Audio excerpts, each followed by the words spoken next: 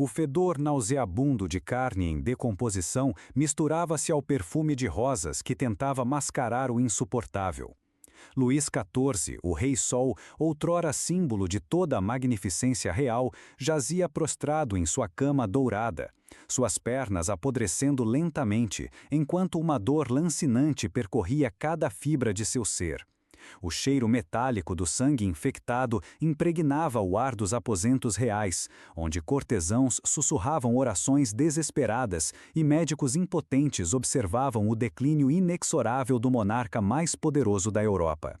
Suas mãos, que um dia empunharam cetros e assinaram decretos que mudaram o destino de nações, agora tremiam descontroladamente, enquanto ele tentava agarrar-se aos últimos vestígios de sua grandeza terrena.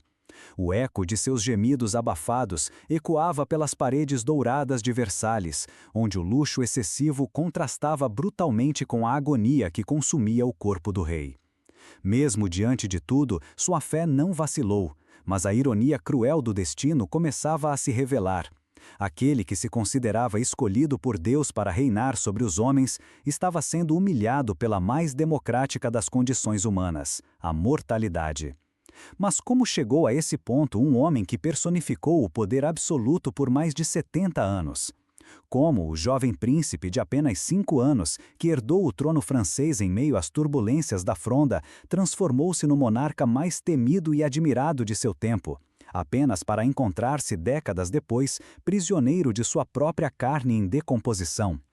A resposta a essa pergunta nos leva de volta aos corredores sombrios do Palácio do Louvre, onde um menino de olhos azuis e cabelos dourados despertava todas as manhãs antes do amanhecer, não por escolha, mas por uma rotina que seria gravada em sua alma como ferro em brasa. Era setembro de 1648 e o pequeno Luís acordava com o som distante de canhões que ecoavam pelos arredores de Paris. A Fronda estava em pleno vigor e a nobreza rebelde cercava a capital, questionando a autoridade real que o menino mal compreendia possuir. O cheiro de pólvora e fumaça penetrava pelas janelas do palácio, misturando-se ao aroma de lavanda que sua mãe, Ana da Áustria, insistia em espalhar pelos aposentos reais. Naqueles momentos de despertar, enquanto os primeiros raios solares filtravam pelas pesadas cortinas de veludo, Luís já demonstrava sinais dos hábitos que marcariam toda a sua existência. O primeiro ritual perturbador começava antes mesmo que o sol nascesse completamente. Aos 5 anos, Luís XIV já era submetido ao que os médicos da corte chamavam de purificação matinal, um processo que envolvia ênemas frequentes, sangrias e a ingestão de poções que pretendiam purificar seu sangue real. O pequeno rei era acordado por seus lacaios, que o carregavam ainda sonolento para uma sala adjacente onde instrumentos médicos medievais aguardavam. O som metálico das lâminas sendo afiadas ecoava pelos corredores, enquanto o menino aprendia a suportar dores que nenhuma criança deveria experimentar. Ana da Áustria observava tudo com lágrimas nos olhos, mas acreditava piamente que tais procedimentos eram necessários para preservar a pureza divina do sangue real. O cardeal Mazarino, primeiro-ministro e mentor do jovem rei, frequentemente repetia que um rei deve ser purificado das impurezas humanas desde a infância, estabelecendo assim o primeiro de muitos hábitos perturbadores que acompanhariam Luís pelo resto de sua vida. Conforme os anos passavam e a Fronda era gradualmente sufocada pela força real, o jovem Luís desenvolvia uma obsessão quase patológica por controle e ordem. Aos 10 anos, já exibia comportamentos que seus tutores consideravam proféticos de um grande rei, mas que revelavam uma psique profundamente perturbada pelas experiências traumáticas da infância. Ele passava horas observando os cortesãos através de pequenas aberturas nas paredes, tomando notas mentais sobre cada gesto, cada palavra, cada expressão facial. Desenvolveu um sistema complexo de categorização das pessoas ao seu redor, dividindo-as em leais absolutos, suspeitos e inimigos em potencial. Este hábito de espionagem constante tornou-se tão arraigado que, mesmo décadas depois, quando já era o monarca absoluto, Luís mantinha uma rede de informantes que se estendia desde os salões dourados de Versalhes até as tavernas mais sórdidas de Paris. A adolescência trouxe consigo uma transformação ainda mais sombria. Aos 15 anos, quando assumiu oficialmente o poder após a morte de Mazarino, Luís já havia desenvolvido o que seria seu hábito mais perturbador e característico: a necessidade compulsiva de ser observado e adorado. Não era suficiente ser rei, ele precisava ser visto sendo rei a cada momento de sua existência. Assim, nasceu o ritual do lever, o levantar real, que se tornaria uma das mais bizarras instituições da corte francesa. Todas as manhãs, centenas de nobres se aglomeravam nos aposentos reais para observar cada momento da rotina matinal do rei. Desde o momento em que abria os olhos até o instante em que colocava a última peça de roupa, tudo era transformado em espetáculo. O som das respirações contidas dos cortesãos misturava-se ao tilintar das joias reais, criando uma sinfonia matinal que duraria décadas. Mas havia aspectos ainda mais sombrios nessa necessidade de exposição constante. Luís desenvolveu o hábito de nunca estar verdadeiramente sozinho, mesmo nos momentos mais íntimos. Quando necessitava usar o vaso sanitário, um privilégio real que consistia em uma cadeira dourada com um recipiente de prata, ele exigia que pelo menos 2 cortesãos permanecessem presentes, não como servos, mas como testemunhas da normalidade de suas funções corporais. A lógica real era perturbadoramente simples. Se até mesmo os aspectos mais humanos e degradantes de sua existência podiam ser transformados em cerimônias majestosas, então sua divindade seria inquestionável. O cheiro acre que emanava desses momentos era mascarado por incensos raros importados do Oriente, criando uma mistura olfativa que se tornaria característica dos aposentos reais. O casamento com Maria Teresa da Áustria, em 1660, deveria trazer alguma normalidade à vida do jovem rei, mas apenas amplificou seus comportamentos compulsivos.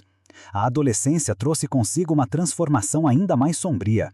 Aos 15 anos, quando assumiu oficialmente o poder após a morte de Mazarino, Luís já havia desenvolvido o que seria seu hábito mais perturbador e característico: a necessidade compulsiva de ser observado e adorado. Não era suficiente ser rei, ele precisava ser visto sendo rei a cada momento de sua existência. Assim nasceu o ritual do lever, o levantar real, que se tornaria uma das mais bizarras. O som dos soluços abafados da rainha ecoava pelas noites nos corredores de Versalhes, testemunhando a solidão profunda que habitava o coração daquela união real. A relação de Luís com a comida revelava outra faceta perturbadora de sua personalidade. Ele não apenas comia, ele performava o ato de comer como se fosse uma cerimônia religiosa. Cada refeição era um ritual elaborado, onde cada garfada era calculada, cada mastigação cronometrada, cada deglutição observada por dezenas de olhos atentos. O rei desenvolveu o hábito de comer apenas alimentos que haviam sido preparados por cozinheiros que juravam celibato, pois acreditava que a pureza sexual dos preparadores influenciava diretamente a qualidade espiritual dos alimentos. O aroma dos pratos era testado por provadores especializados, que haviam desenvolvido paladares tão refinados que podiam detectar a presença de ingredientes que haviam sido tocados por mãos impuras. Durante as refeições, Luís frequentemente pausava para observar fixamente um cortesão específico, forçando-o a permanecer imóvel enquanto era analisado como se fosse parte do cardápio real. A questão da higiene pessoal revelava talvez o aspecto mais perturbador da existência de Luís XIV. Contrariando a crença popular de que os reis medievais raramente se banhavam, Luís desenvolveu uma obsessão por limpeza que beirava a mania. Ele se banhava diariamente, mas não com água comum, apenas com líquidos que haviam sido benzidos por pelo menos 3 diferentes clérigos de denominações distintas. A água do banho era misturada com óleos raros e substâncias que produziam vapores alucinógenos, criando uma experiência sensorial que o rei descrevia como comunhão direta com a essência divina. O cheiro doce e enjoativo que emanava desses banhos impregnava-se na pele real por dias, servindo como uma marca olfativa que permitia aos cortesãos identificar a proximidade do rei mesmo de olhos fechados. Os servos responsáveis por preparar esses banhos eram submetidos a rituais de purificação que incluíam jejuns prolongados e confissões detalhadas sobre cada aspecto de suas vidas pessoais. A sexualidade de Luís XIV era outro território onde seus hábitos perturbadores se manifestavam com particular intensidade. Suas relações com as inúmeras amantes não seguiam padrões convencionais de sedução ou romance. Ele desenvolveu um sistema complexo de categorização das mulheres da corte, dividindo-as em diferentes níveis de pureza espiritual que determinavam o tipo de relacionamento que poderia manter com cada uma. As mulheres consideradas puras eram tratadas com devoção quase religiosa, enquanto as classificadas como terrestres eram submetidas a tratamentos que revelavam os aspectos mais sombrios de sua personalidade. Madame de Maintenon, sua última e mais duradoura companheira, frequentemente descrevia em cartas privadas o terror que sentia durante os momentos íntimos, quando Luís a observava com uma intensidade que ela comparava ao olhar de um predador estudando sua presa. O som da respiração pesada do rei durante esses encontros ecoava pelos aposentos como uma oração sombria que apenas ele compreendia. O envelhecimento trouxe uma intensificação dos comportamentos compulsivos de Luís XIV. Conforme seu corpo começava a mostrar sinais de declínio, ele desenvolveu uma obsessão crescente por juventude e imortalidade. Aos 50 anos, já mantinha uma equipe de médicos especializados em técnicas de rejuvenescimento, que incluíam tratamentos com sangue de animais jovens, poções preparadas com ingredientes que desafiavam a moral cristã e procedimentos cirúrgicos experimentais que deixavam cicatrizes permanentes em seu corpo. A dor constante resultante desses tratamentos era vista pelo rei como um preço necessário para manter sua conexão divina. Ele frequentemente afirmava que a carne deve sofrer para que o espírito possa transcender, transformando cada procedimento médico em uma forma de martírio voluntário. A religiosidade de Luís XIV assumiu contornos cada vez mais sombrios conforme ele envelhecia. Sua devoção católica, sempre intensa, transformou-se em uma obsessão que beirava a heresia. Ele mandou construir uma capela privada no subsolo de Versalhes, onde conduzia cerimônias pessoais que combinavam elementos da missa tradicional com práticas que teriam sido consideradas blasfemas pela igreja oficial. O aroma do incenso misturava-se com odores mais terrenos e perturbadores, criando uma atmosfera que os poucos servos autorizados a entrar descreviam como infernal.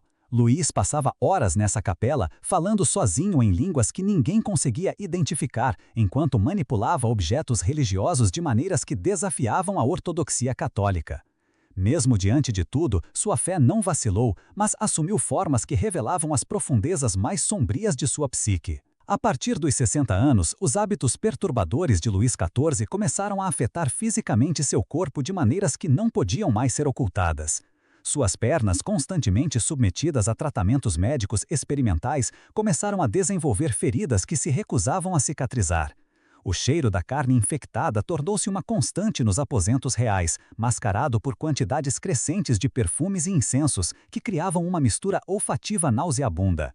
Os cortesãos desenvolveram a habilidade de respirar pela boca durante as audiências reais, evitando assim o odor que emanava do corpo do rei.